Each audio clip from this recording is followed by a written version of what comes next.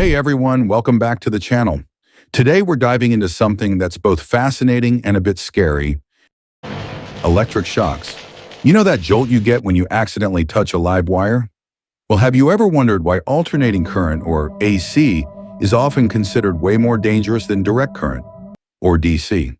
I mean, both can zap you pretty good, but AC has this sneaky edge that makes it a bigger threat to our bodies.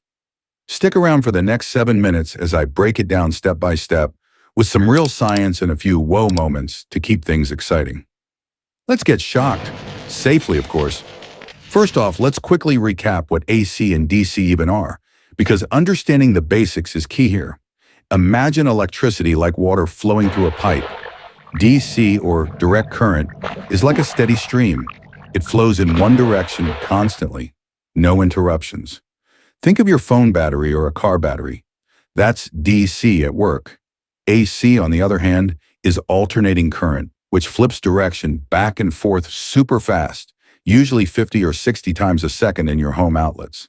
It's like waves crashing in and out on a beach. We use AC for most household power because it's easier to transmit over long distances. But when it comes to shocks, oh boy, that's where things get interesting. All right, so why is AC more dangerous? Let's start with how it messes with your muscles.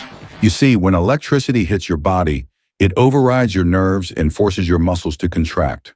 With DC, it usually causes one big, sudden jolt, like a single powerful squeeze that might actually throw you away from the source. Kind of like getting punched once and recoiling. But AC, it's a whole different story.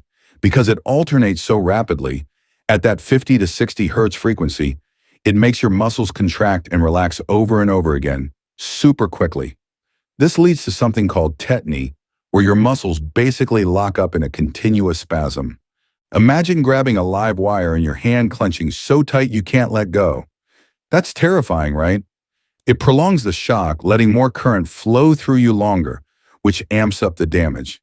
And get this, the let-go threshold, the current level where you lose control and can't release, is way lower for AC, around 10 milliamps, compared to higher levels for DC. So AC turns you into a human clamp, and that's no joke. Now let's talk about the heart, because that's where the real killer risk comes in. Your heart is basically an electrical pump, right? It beats thanks to tiny electrical signals. When a shock hits, it can throw that rhythm off. DC might make your heart freeze or stand still for a moment, but once the current stops, it often snaps back to normal beating. Kind of like hitting pause and then play again. But AC, at household frequencies, it's like throwing a wrench into the gears. It can cause ventricular fibrillation, where your heart just quivers uselessly instead of pumping blood. Picture it fluttering like a scared bird, ineffective and deadly if it doesn't stop.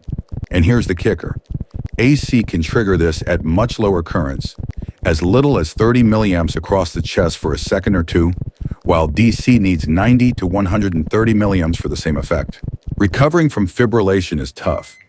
That's why defibrillators use DC pulses to basically reset the heart. AC's oscillating nature syncs up, or rather disrupts, in a way that's just more chaotic and harder for the body to handle.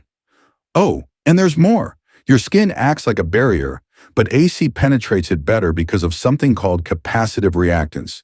Basically, your body acts like a capacitor, letting AC flow more easily than DC.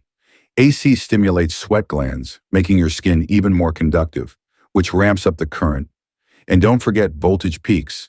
Your wall outlet says 120 or 220 volts AC, but that's the average. The peak hits about 170 or 270 volts, packing a bigger punch than steady DC at the same rating. To put this in perspective, think back to the late 1800s during the War of the Currents. Thomas Edison, pushing DC, actually electrocuted animals publicly with AC to show how dangerous it was, trying to scare people away from Nikola Tesla's AC system. Edison was right about the danger, but wrong about banning it. AC won because it's efficient, but yeah, it does pose more shock risks in everyday use. Now, before you start eyeing your outlets suspiciously, remember, both AC and DC can kill, so safety first. Always use insulated tools, wear rubber gloves if you're tinkering, and never mess with wires when things are wet. That drops your skin resistance big time. If someone gets shocked, don't touch them directly. cut the power source first. Woo, that was a jolt of info, huh? In summary, AC shocks are more dangerous than DC mainly because they lock your muscles, mess with your heart in a deadlier way, and sneak through your body easier, all at lower thresholds. It's not that DC is safe, it's just that AC has these extra tricks up its sleeve. If you found this electrifying, hit that like button, subscribe to Electrophysics channel for more science breakdowns, and drop a comment. Have you ever gotten shocked, AC or DC?